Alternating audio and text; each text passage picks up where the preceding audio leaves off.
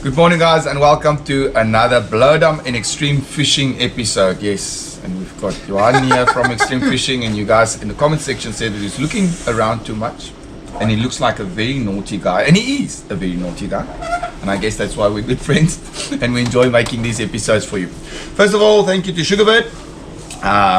We always start the episode with a like a Sugarbird, and most of the mornings when we get here, we start the morning with a Sugarbird. A really good coffee. Really nice coffee. I drank coffee somewhere this weekend. I don't know where, but I must say this is much better. I can't say it on national TV. They're gonna kill me. It's the same place where they box. Okay, a little bit off topic there, but yes, the shop is in George. It's situated down corner York Street, right next to Roman's Pizza and the garage where you get your Sugarbird, New York. And yeah, today we're going to be diving into a little bit of fishing gear. We're also going to be looking at the weather, and we're going to be talking about what happened the past week and what to expect for this week. Yes. And at the end of the video, there is a little blooper for you. So watch till the end of the video. There will be a little bit, we're going to do this every week now, where we put in a little bit of bloopers at the end of the video. Guys, remember to subscribe. Book your Bloudam adventure. We were out this weekend. Yeah, let's talk about the weekend's fishing or last week fishing. We were out this weekend. I had some lovely people that went fishing with me on Saturday and on Sunday. And everybody said that the conditions for cracker was not good. These guys want to catch cracker. They've never caught cracker before. And there's a couple of clients, and you're saying that with a little bit of a grin on your face here, because there was a couple of guys coming into the shop and said, no, the sea is too flat for crackers. Say sea is too flat, sea is too blue. And yeah, on Saturday we managed to hook. The one thing about fishing, the sea is never to nothing. No, you have to have a line in the water. Always ready to fish. So we were fishing with red crab, and I was fishing with a Akuma Selena, lovely reel, and the Akuma Precision. I didn't take the rock away. I wanted that little bit heavier rod, and I was also fishing with my Pen Spin Fisher and Berkeley Motion. I love that rod. It's that 2 to 4 ounce. I know there's a lot of guys saying a lot about that rod, but yes, I really like that rod. But I like, there's so many quality rods at the moment, but for galjoen fishing and cracker fishing, it is a little bit too light for cracker fishing, but still I enjoy fishing with that rod. It's, yeah, the action and everything is just really nice. So went fishing on Saturday, red crab as bait, and we managed to hook up to 4 crackers. How many did we land? They bullied us, guys. That was like in big proper crackers that moved. The area we were fishing was a little bit foul, so it is difficult to land the fish there.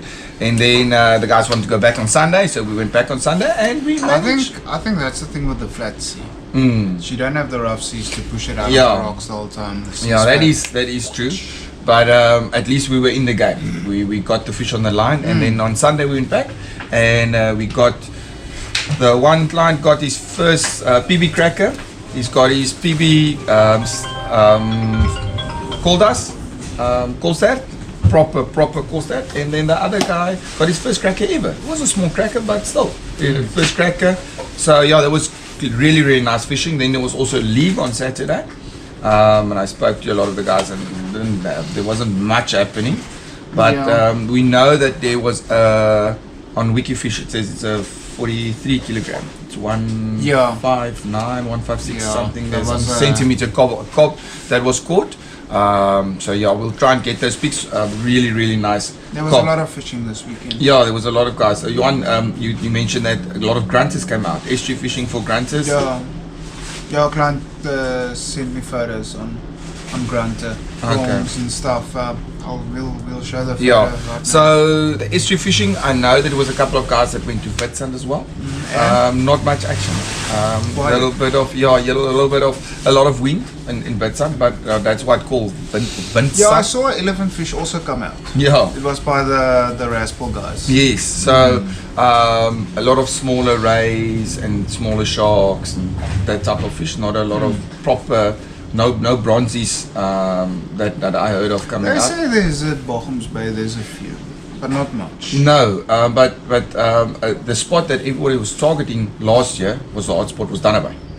And Dana Bay as during the year has changed so much with rocks opening up and stuff. It's really tough to land those bronzes. The guys that went there, they get the hookups, but it's basically impossible to land. You get cut off every single time on the rocks. So it's a little bit of a interesting situation with the fishing at the moment. So looking at the fishing for this week, Ron, we just checked the apps. Flat seas for the first part of the week. Yes. Monday, Tuesday, Wednesday looking nice and flat. Warmer weather. Warmer weather and blue water. So Yes. it's actually better spearfishing weather than fishing weather. But fish to target the first part of the week. What would you say? Well, everybody told you no for cracker this weekend, so let's go with cob. Let's go with cob and grunter. Cob and grunter.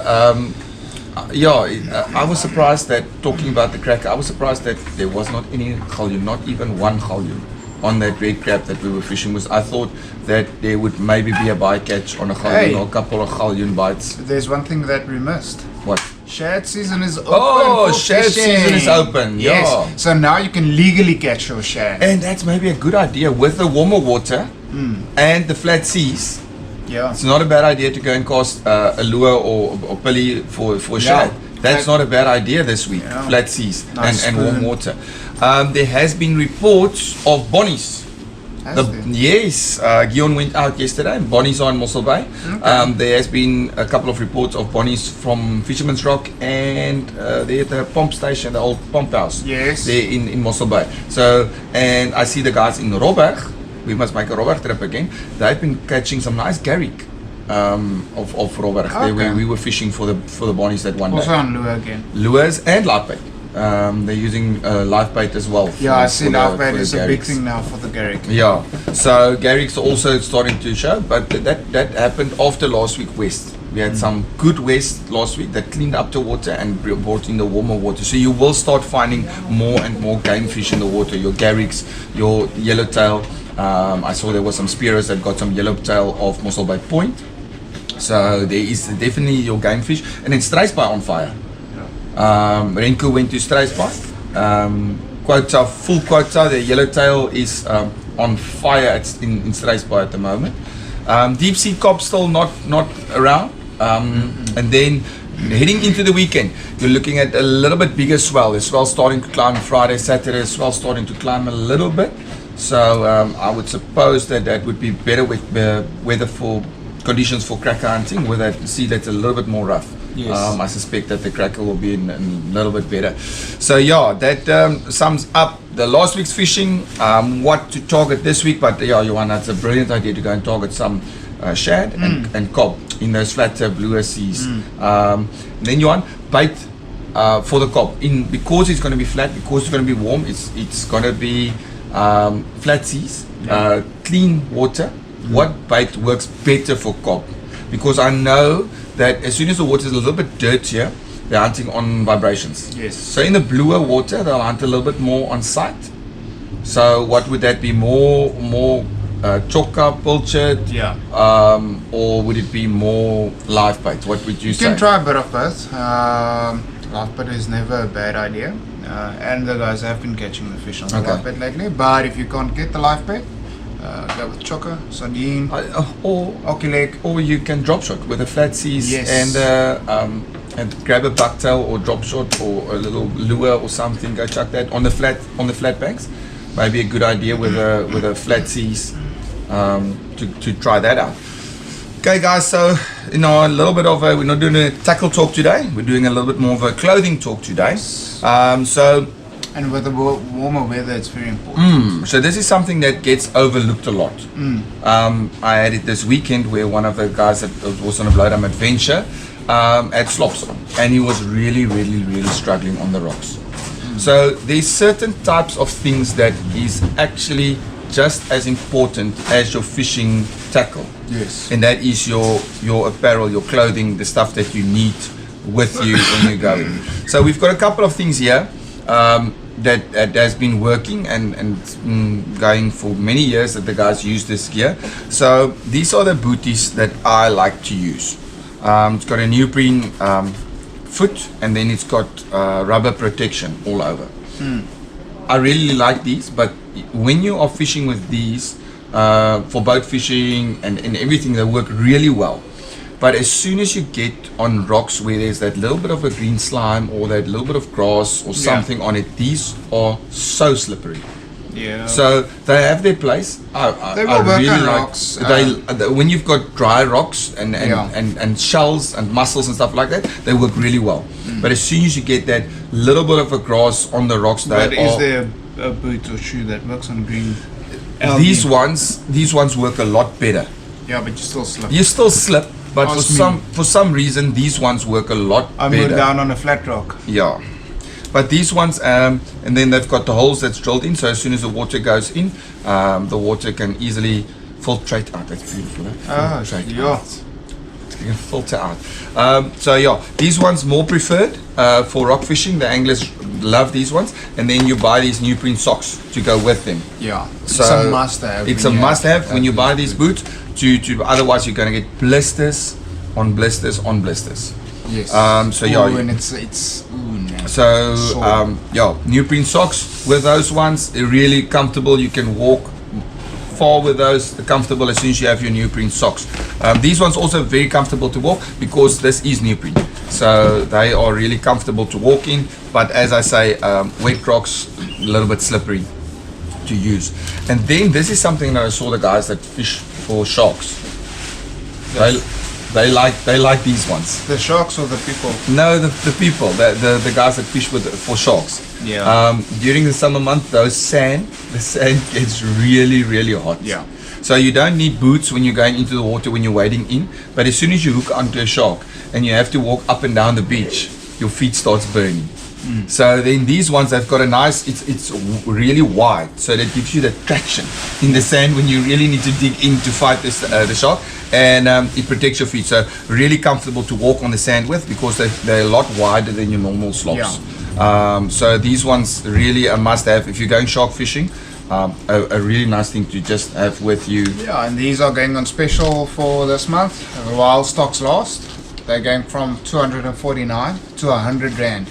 100 Rand for a pair of $100. So get your slops, and then I've got some gloves here, casting gloves, for the guys that want to go for if you're spinning and you don't like for your bonnies, and your garrick and that type of stuff. So this is more on your 11 foots or your 9 foots drop shotting in the estuaries. 12 foots when you're drop shotting in the estuaries or when you're fishing for grunter, topwater lure, fishing for the grunter.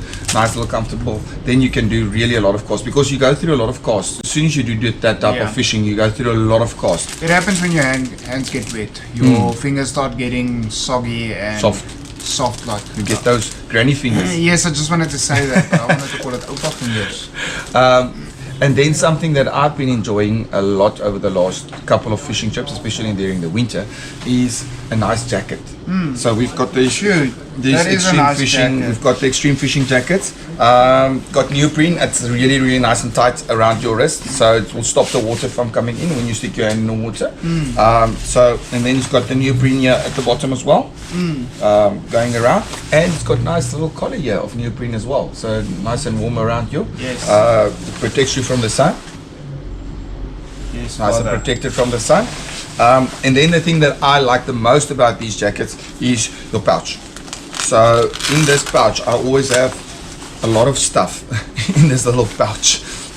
Extra hooks, your cotton, a scissor, your cell phone, your keys, everything goes into this pouch. So a packet of chips, wine gums. So this is essential for me. You'll see on the videos. I've got the quiver one, but these extreme fishing ones. We've got some nice stuff here at the back. So guys, the important thing is when you are fishing that you need to be protected from the sun. So here's a little. Johan sells this in the shop as well.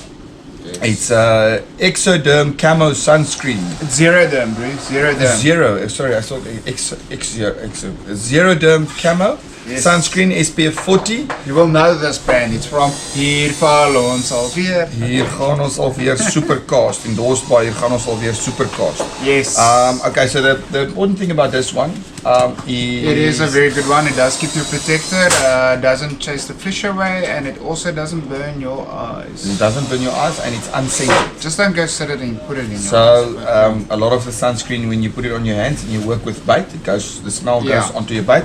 This one, I won't say put it on the bait, but No. yeah, it doesn't give a smell off when you're using it on the bait. So it's designed specifically for fishermen.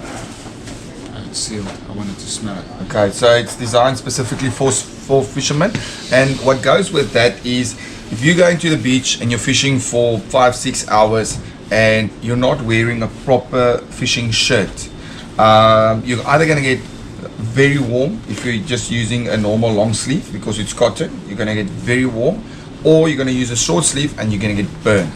So we've got a couple of options here behind that's very good for. It's a lightweight, Yes. so you're not going to get warm, but it is UV, so you are going to be protected from the sun. Yes. Most of them comes in a hoodie form, so that you can put it on Your head. over your head. So And then it comes with so you can put thumb, it in. you can Yeah. put your thumb in, and yeah. So these things are designed for fishing. So it's That's the nanolight. So it's got- and there you can see it's got ventilation, so you won't get warm. So these stuff is essential on when you're fishing. The stuff that we're talking about is really essential. So Jan's got a couple of, you've got Assassin, you've got Pen, you've got there's another Assassin one. I think there's Daiwa ones. There's a Daiwa one. So whatever your brand is, he tries to. There's Akuma ones as well. So he tries to. Because you're not going to drive a Ford and buy a Toyota Cap. So we try and get, if you're fishing, if your preferred brand is Akuma or Daiwa or Shimano, we try that you fit your apparel with your brand of fishing. So yeah guys, that's going to be this episode for this week. Get your lines in the water, get your shad, get some shad out the water. out of the water. and Yes. into the pan. Remember 4 shad. You're allowed 4 4 shad shad. above 35. Yeah, guys, above 30. don't go and catch bags full of Yeah, shad. don't go buy, but catch the shad for your neighbor. No, catch Bring him full into shad. yes, bring You him can't into the freeze shop. it. Can't freeze it because you have to eat it on Yeah. that same day. So it's no use in catching 20 shad because it's actually easy to catch. And 20 don't shad. come ask us what the limit is and then, oh, I caught 100 last night and think you're a big hero because you're not. Yeah, so catch your full shad. Go and have a lekker supper, braai, whatever you want to do with it. But what's it saying? Don't catch your limit, limit your catch. Yes. Yes, that's beautiful. That is the best saying ever. That's beautiful. Okay, guys, remember to book your Bloudam Adventures. Come into the store and get your December specials. Watch the Facebook page. Go and like the Extreme Fishing Facebook page. There's some December specials coming out on the Facebook page, so follow there. And tight line, guys. See you in the next episode. Hey, good morning, guys, and welcome to another Bloudam episode with Johan and Jandra here. Hi there, guys. If you are wondering why I'm wearing my shades, it's because you moaned I look around too much. So now you can't see me look around. Goeiemôre mense en welkom by 'n Bloudam episode saam met Jandra en Johan waar ons jou gaan vertel oor skoene en klere en ons sy koffie en dis myne. Dis myne. Nee, dis myne. Daar's joune.